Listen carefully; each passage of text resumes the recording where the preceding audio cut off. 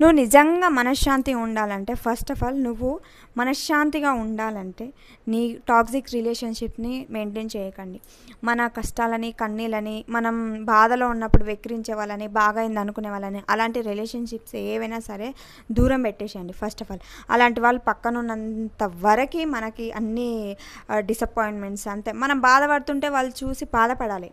మనం కష్టాలు పడుతున్నప్పుడు అయ్యో సహాయం చేయాలనే గుణం ఉండాలి. కానీ మనం బాధపడ్డప్పుడు బాగైంది అనుకోవడం, మనం కష్టాలు పడ్డప్పుడు వీడికి ఇట్లనే కావాలనుకునే వాళ్ళను, అలాంటి బంధువులని ఎవ్వరున్నా సరే ఎంతమంది ఉన్నా సరే దూరం పెట్టేయడమే మంచితనం.